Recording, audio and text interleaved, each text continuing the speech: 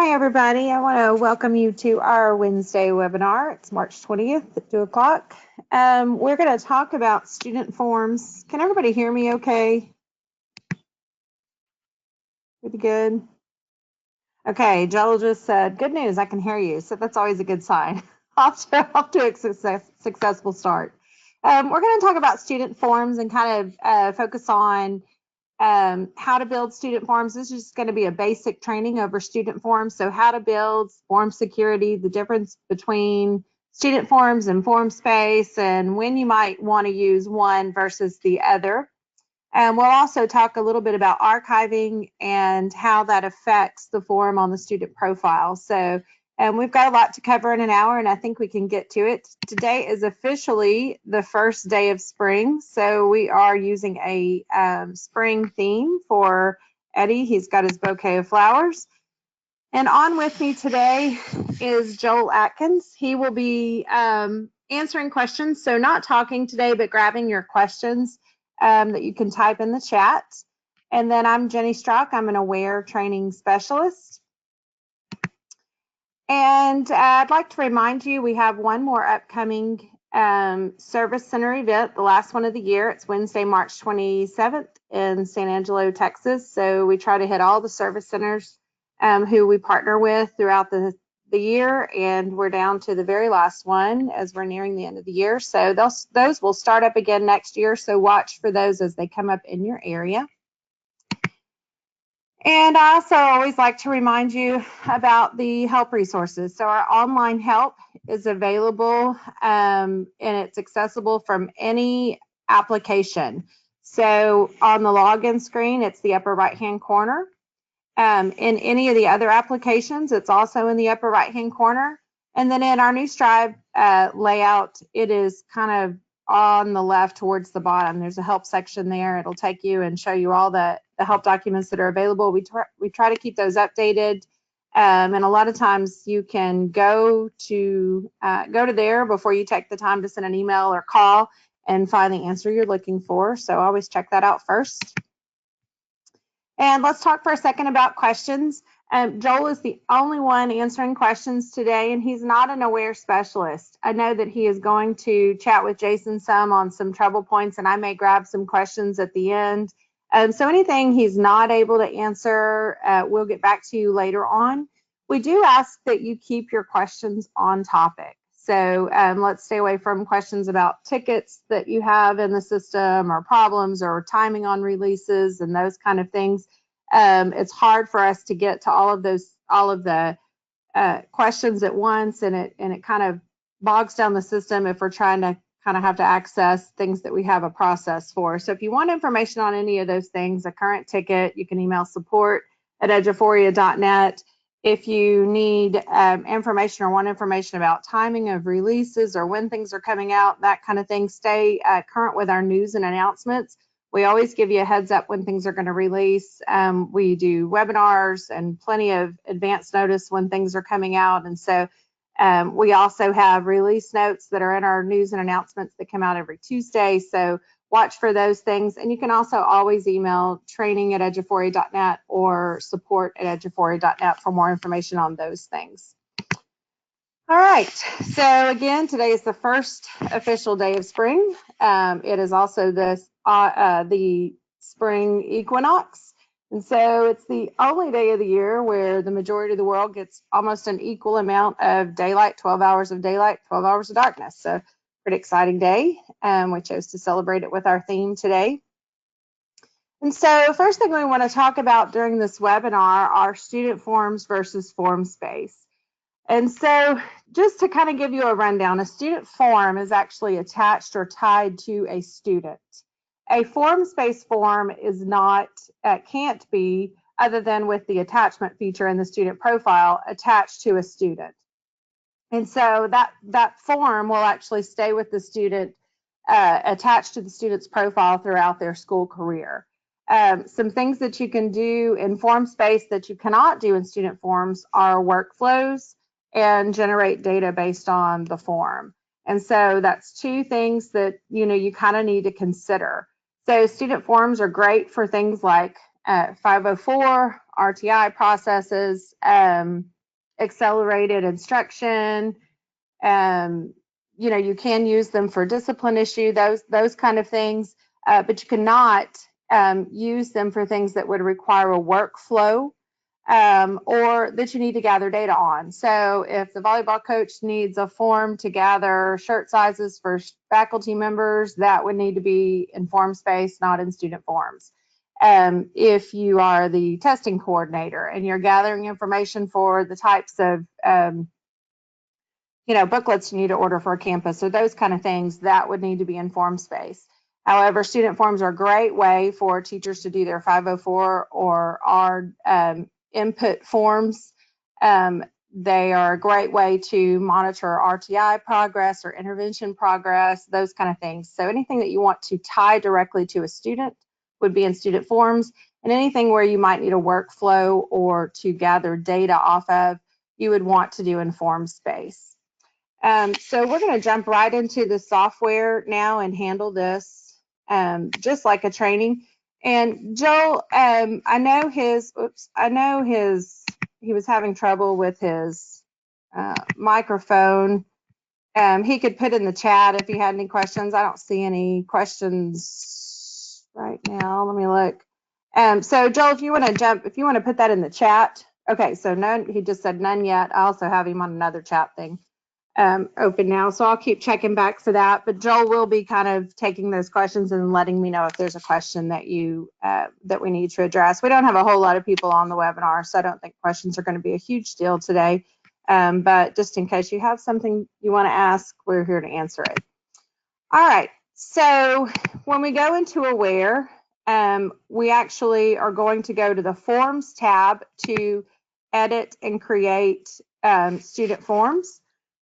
If you do not have the Forms tab, that means in management, you haven't been given the right to do that. So people who can manage, so create and edit student forms would be the district data admin, so people at central office, campus administrators, student forms administrators, and then also campus forms administrators. So obviously district people could create them at the district level and assign them to specific or all campuses, and then campus people could create them at their own campus. So something that's kind of unique about that is one campus, if you're not unified as a district in your processes and how you're doing things, one campus may decide to use forms for their RTI process and another one doesn't have to. So the forms don't have to be created and assigned district-wide. They can be created and assigned at the campus level, which is nice.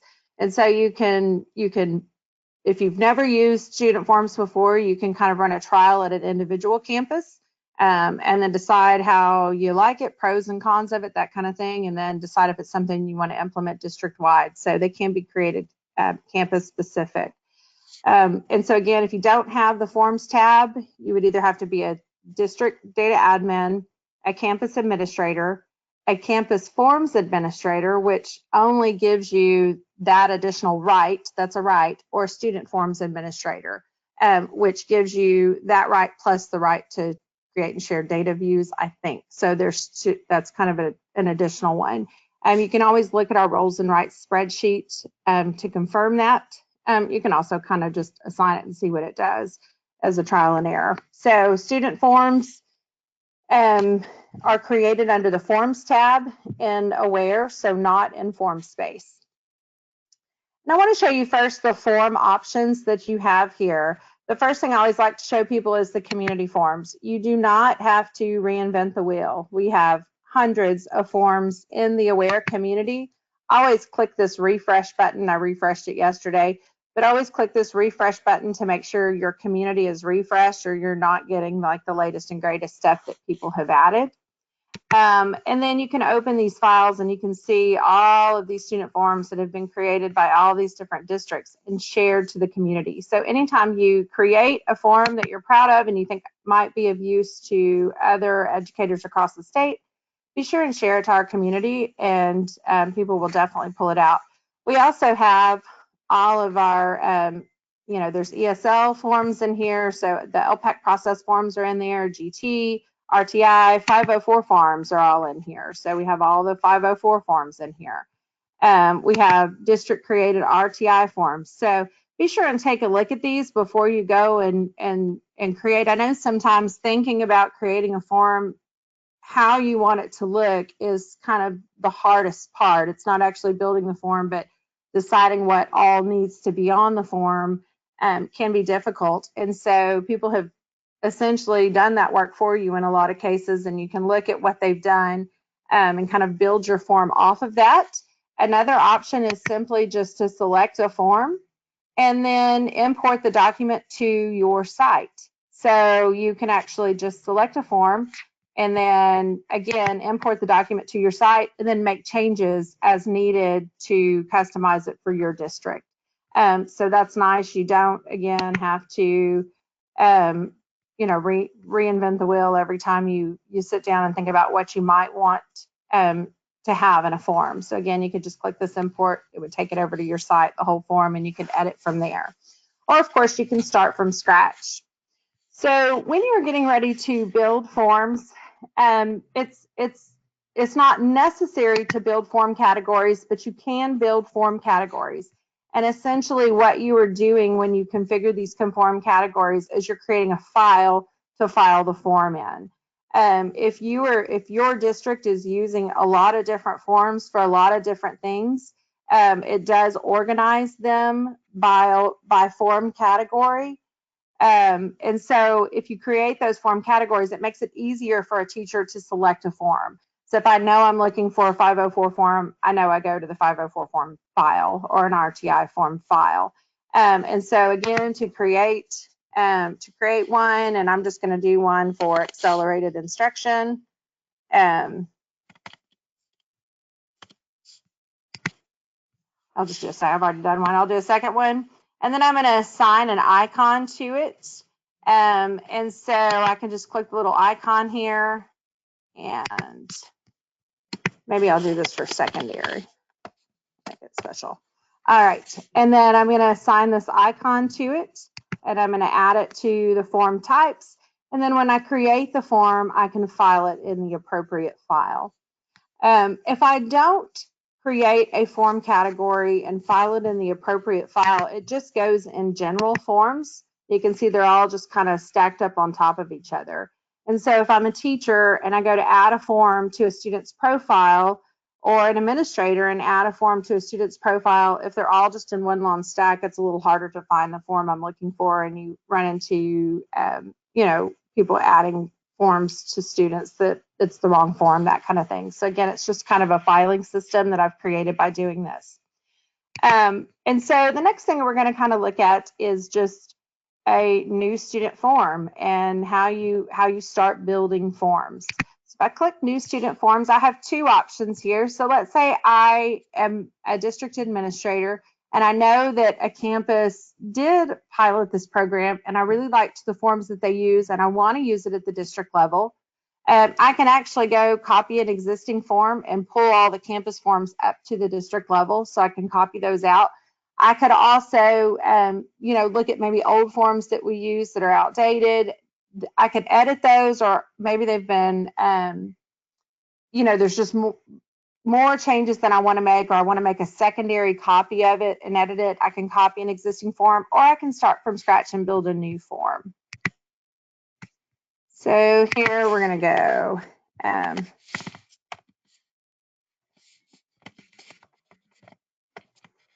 All right, accelerated instruction.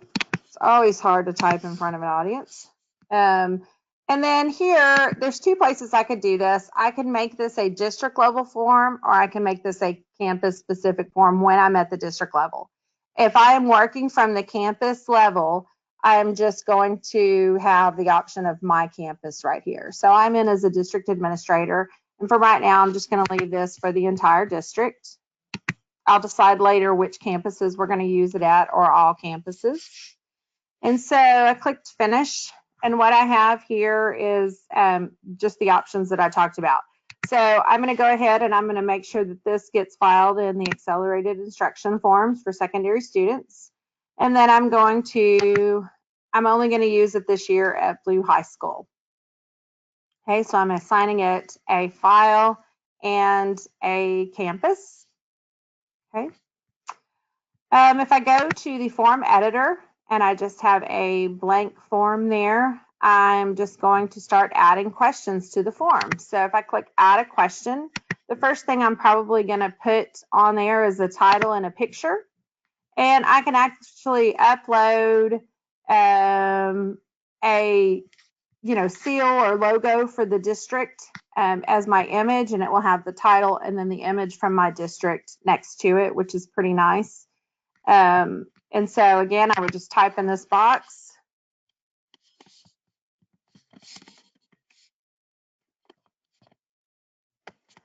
the name of my form. And I'll give you a hint here. It is probably better not to put a year on the title of the form. What happens when you put a year on the title of the form is that every year you have to go in and update the year. And so leave the year off. When you add a form to a student profile, it adds it in the current year. So it will show when it was added. And so you don't have to put a year in the title of your form because you want to keep that as generic as possible so that you don't have to edit it each year. And then again, if I had my school logo, I could upload the picture. I'm just going to click finish. And I've got my title on my form.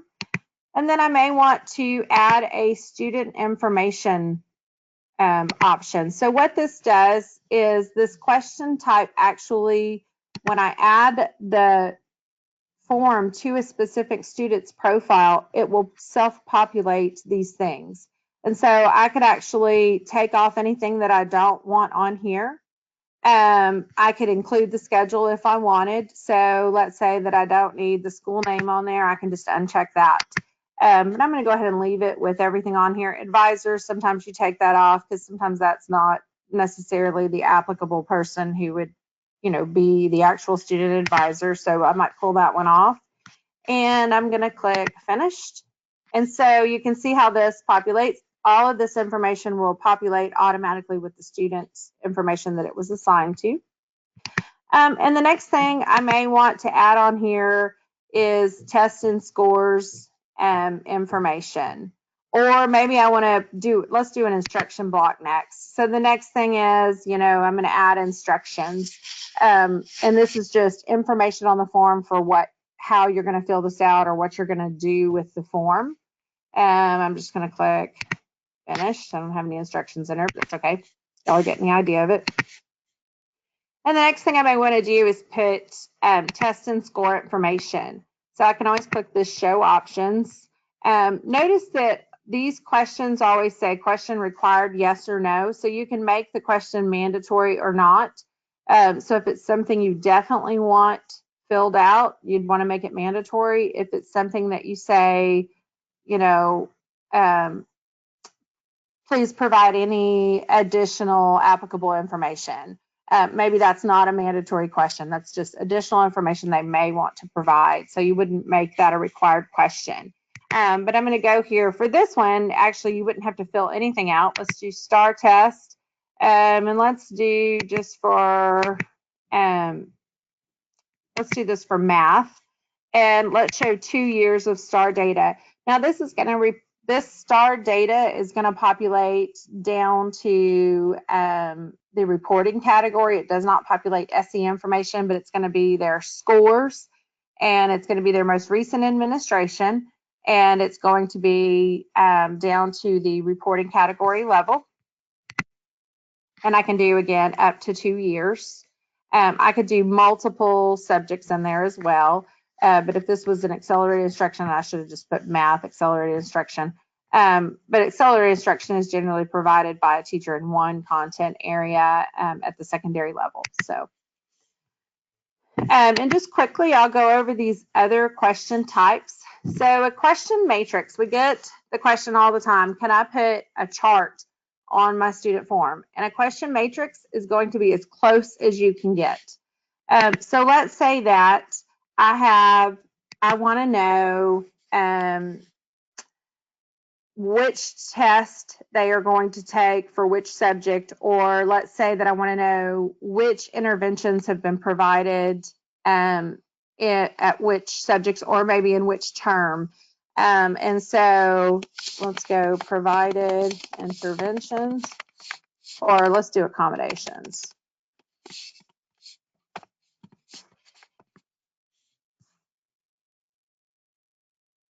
Okay, I just got a thing from Joel. I thought I had my first question. I didn't have a question. That was a comment. Okay, so provided accommodations, and then when I build my matrix, I'm going to maybe list the accommodations that I, am providing. So let's do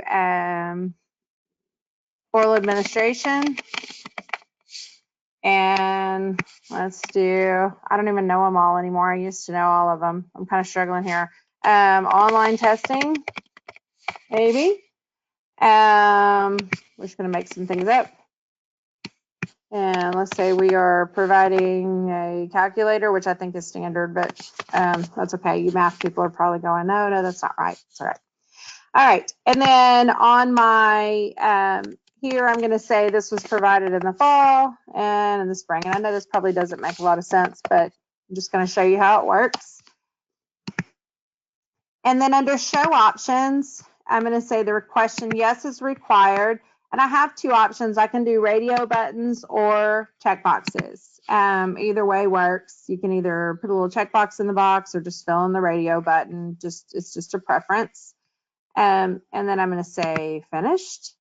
And so right here, I could actually go in and say, we did this in the fall and the spring. We did online testing in the fall and the spring. And we provided an additional calculator to see if it would work only in the spring.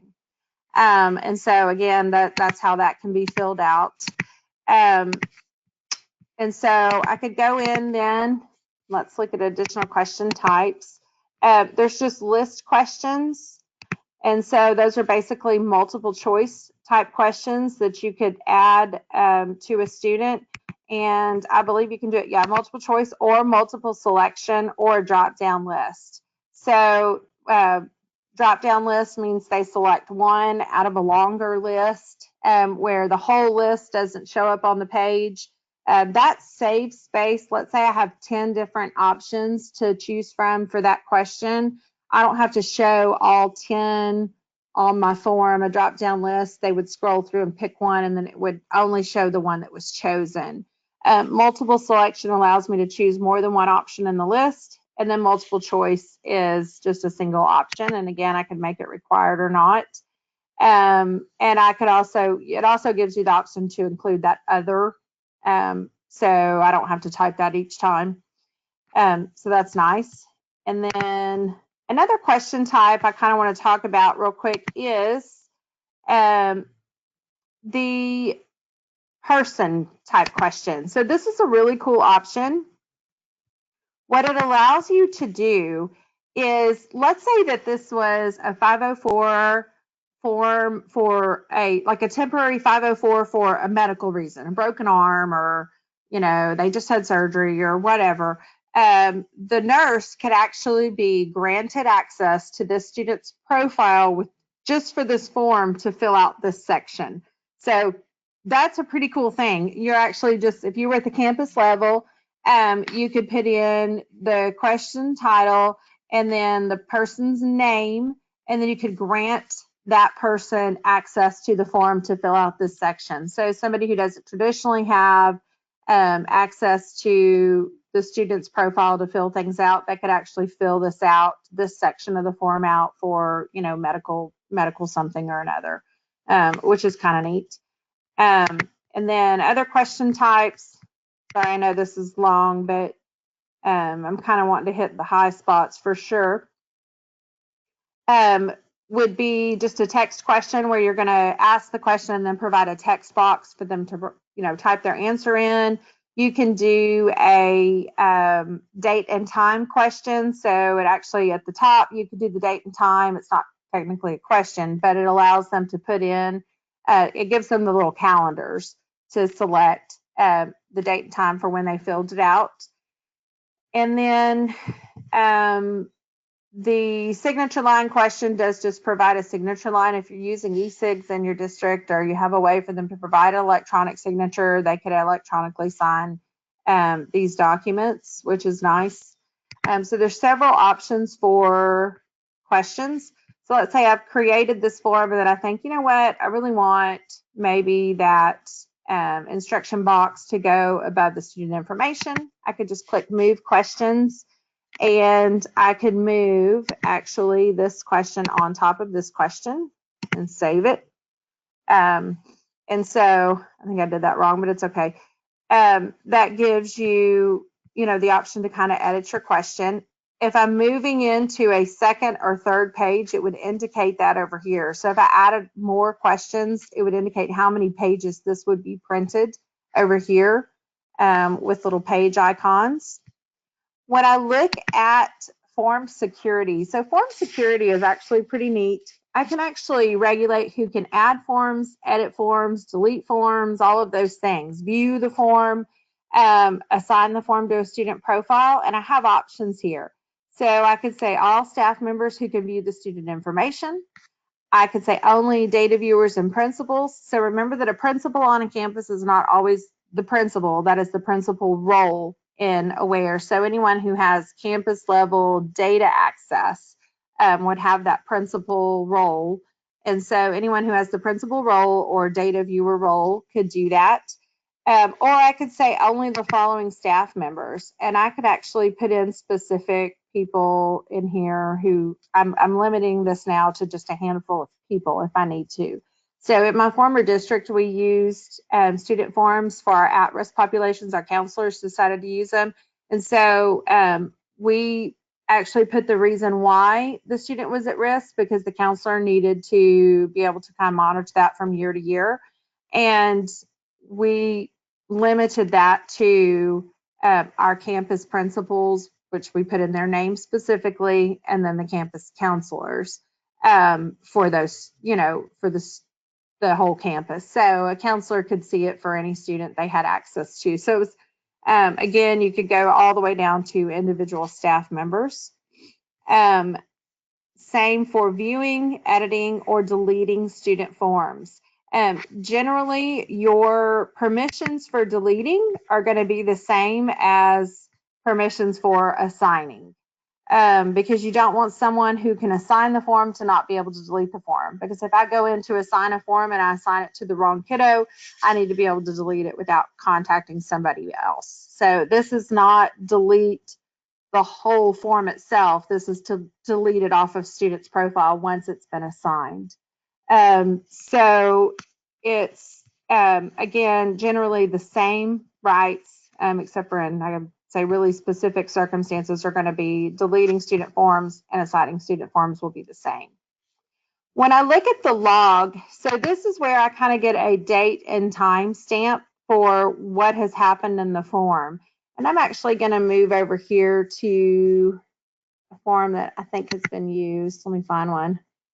RTI initial form, and let's go to the log. Yeah, and I can see these are the students that we've had it assigned to. So when I go to this log, I can actually see this is when it was assigned to the student, and this is when it was viewed by staff member. And this right here, this is a little weird because admin is what I'm logged in at. Let me see if I can find one that's got a actual teacher's name. It should have the actual, this will show the teacher's name and then the date. If it says saved by the staff member, it means that they made a change to the form. If it's just viewed by the staff member, that's when they viewed it. So you actually get a date and time stamp for when the forms are assigned, edited, or viewed by staff members. And again, it would be the teacher's name right here where it says admin, or the faculty member's name, the staff member's name for who actually viewed it. So if I'm the 504 coordinator and I know I have upcoming ARDs, and last year we used paper forms, and I would have went around and I would have put the little the input forms in everybody's boxes for the teacher to input, fill out their input forms. They're not all going to be at the ARD meeting. We're going to have, 2 of their teachers there, but we want all the teachers to have an input. Instead of putting those in the boxes, I can actually assign the forms to the kiddos, and then have the teachers go in and fill out their section in the form for their content area for their input forms.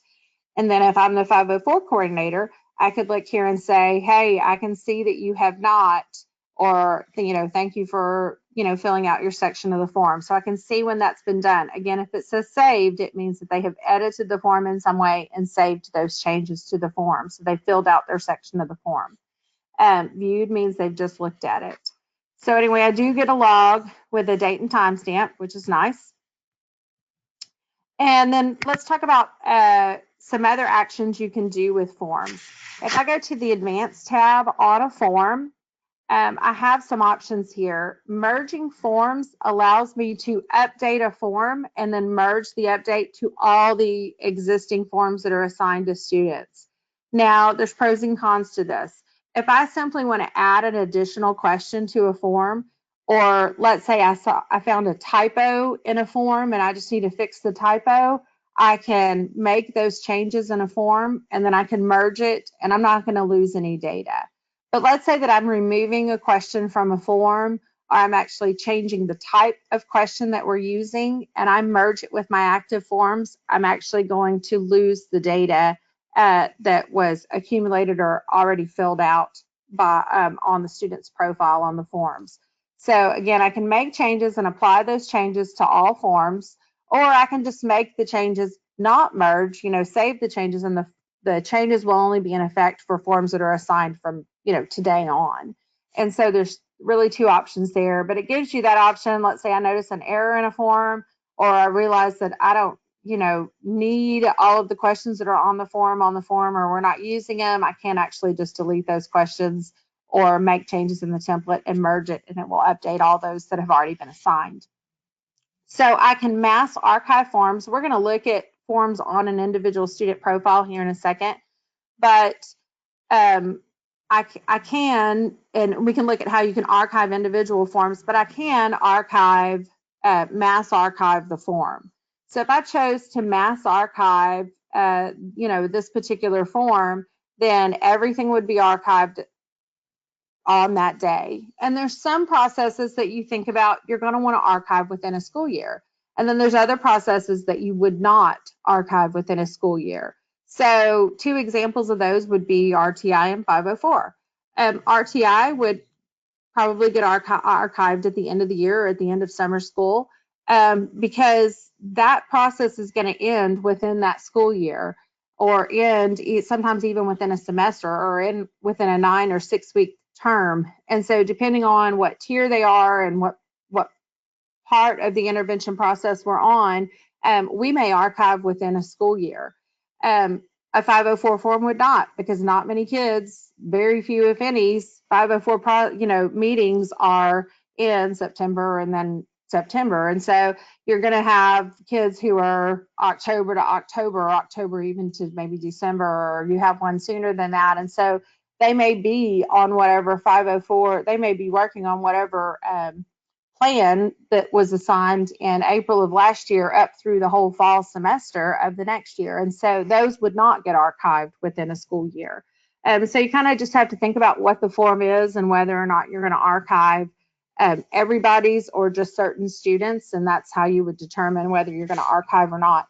Once you archive a form, you cannot delete it. You cannot edit it. I mean, no changes can be made. So if you archive a form and then you get an email from, if you mass archive and it archives for everybody, and then you get an email from a counselor or a teacher that says, I added that form to the student and I didn't need to, you would have to contact Eduphoria for us to delete it off of that student's profile. So again, once forms are archived, they're still there, they're still viewable in the system, but no changes can be made. So no edits, no deletes.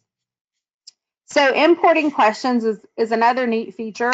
So if I'm building a form and I know, I've created a real elaborate matrix, or I've created a real elaborate list question, and I've listed a bunch of, 15 things, and I want to duplicate that question on another form, I can actually go in and I could import that question from one form to another, so I don't have to again retype that form on on another form. So it's pretty cool. So I would just go to the bottom and uncheck all, or I could I could move a whole form over. It defaults to moving everything over. Um, and let's say I just wanted to do this report in category 6, editing, and I know I want that section on this form. I'm just going to click import, and it would import that whole section, so I don't have to retype it onto a new form, which is really, really nice. And so you don't have to redo all of your work each time you want a specific question that you've created on another form on a new form. Pretty neat option. Replace forms. So let's say that I created an RTI form or an intervention form of some kind, and then I decide after my first couple of intervention meetings, this is not the route we want to go, and I want to, I've only done it for 1 or 2 students, and so it's not a big deal to go back and redo their forms. I could actually go in and just replace all of their forms with a new blank copy of the form. So delete all of the answers that have been entered, or all of the answers that have been selected, options that have been selected within those questions. So I can replace everybody's form with a blank form. And then I could also erase all forms. So if I just decide we're not using the form anymore, I can delete all forms. Let's see, anything? Joel just said no questions still, but actually he's took care of a couple of questions. Perfect. Okay, so I'll just keep on going. The next thing I want to do is look at what forms look like on a student profile. So there's 2 ways that I can assign forms to students. I can mass assign forms to students right here under the Forms tab. So again, under Form Options, I can assign forms to students. All I need is the student ID to do that. When I do that, I can only add to new students. Okay, he's saying he's got a question. He's reading it now, so we'll get to it in just a second. Or I could replace any existing forms, or I can add as a new form to all students. And so again, I'm going to select the form, and let's go section 504 referral forms.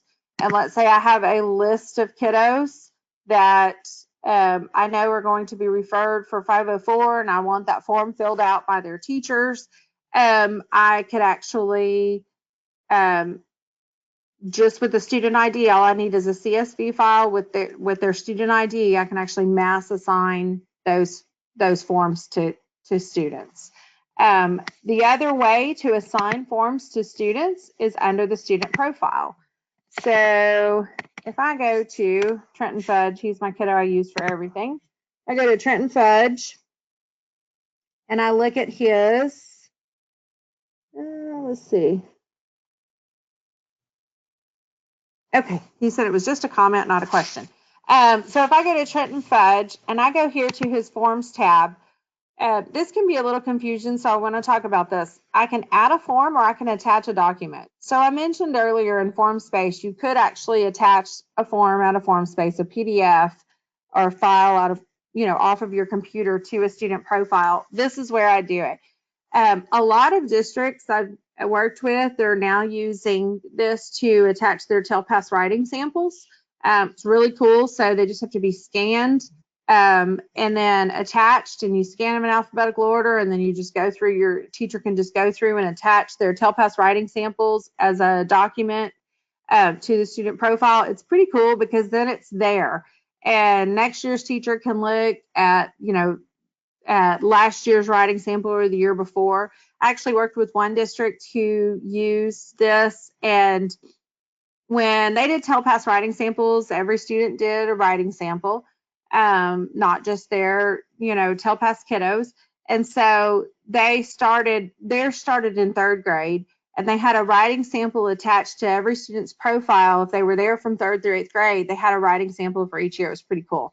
And so actually, the reason why they contacted me is they said, is there a way we can kind of mass print these documents? And unfortunately, there wasn't a way to mass print the attachments, but they were going to have the teachers go in and print, and they're creating a writing portfolio from 3rd through 8th grade or 5th through 8th grade or however long the student had been there to give to the student for 8th grade graduation, which was kind of cool. And so anyway, they are attaching writing portfolios here. So you could do writing portfolios, you could do form space, any PDF can be attached to the document. That is a very different thing than a form, which is what we've just talked about creating. So when I add a student's form here, let me slide this down. It's going to add in 2018-19, regardless of when I added it. As you can see in Trenton's profile, some of these things were added during the 17-18 school year, and they are showing up in 2018-19. This is because the forms are still active. They've never been archived. So if I go here and I look at the 17-18 school year, I can see forms that were archived this year that were assigned actually in the 17-18 school year. So in this particular case, this one was assigned on 10/11/17 and archived on 8/29/2018.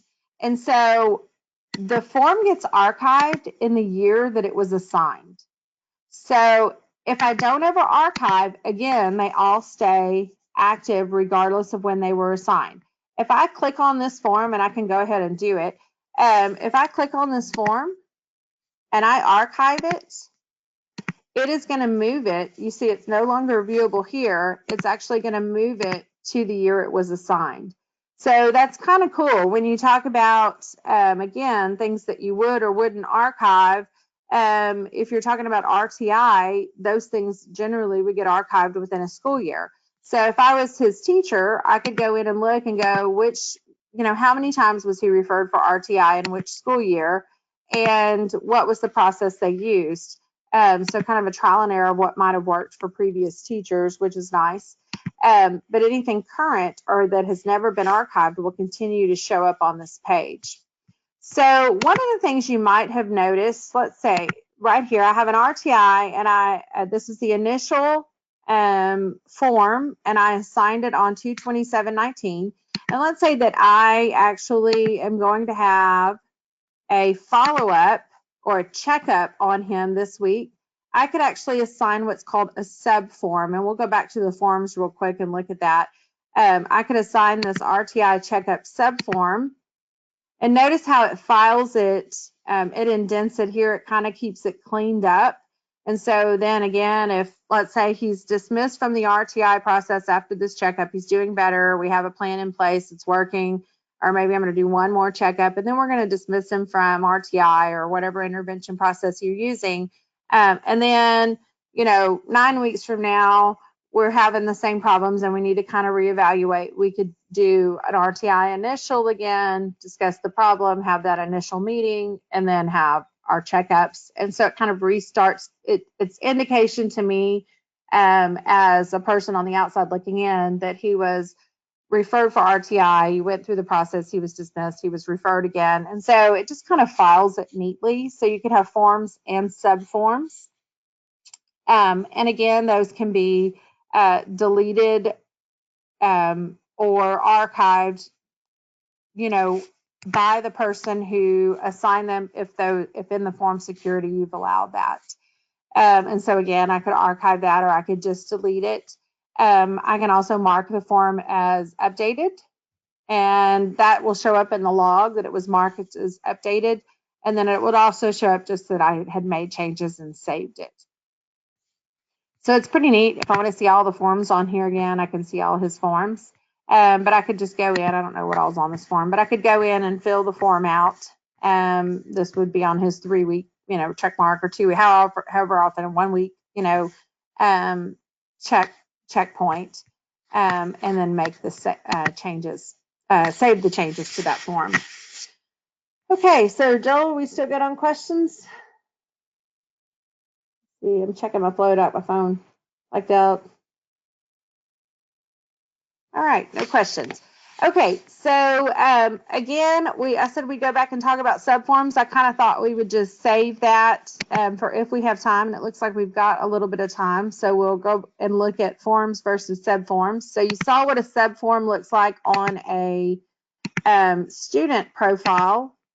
So what it looks like on the form side of things is right here. Once I have this RTI initial form set up, I can actually click add a subform. And I could, again, it's the same process, create a new form. And by clicking that add a subform instead of making just a whole new form, I can actually go in and it will, again, once I've provided the initial form, I could add subforms to the student profile based on that process. And it just shows them up as indented so that we know that those forms are related to that particular process. So it's just a little an extra way to kind of keep it organized in the system. One thing we didn't talk about, which we definitely need to, let's go back to the secondary forms that we did a while ago. Or did I delete it? I think I deleted it. Okay, so once I have a form created, that form is actually already active. But when I've created a form, I guess I didn't save that form I created earlier. Once I had made all my changes to my form and I created the form, I would need to go over here and make the form, it's going to be in draft initially, and I need to make it active and click the publish button. And this will actually make any changes or make the form itself active so that people can view it and attach it to a student profile. And so, again, they're not going to be viewable. I can go in and work on forms and kind of play with building forms. As long as they're in this draft form and they haven't been published, you're not going to be able to see them until they've been, no one would be able to see it but you until it's been made into a active form and then published. So that's pretty neat. At any point while I'm working on the form, I can click this preview option and it lets me look at what the form looks like printed. So again, this is a 2-page form. I can look at both pages of the form. I can print a sample. And so those are tools that are useful to me as I'm building the form, is the preview and then publish and then draft.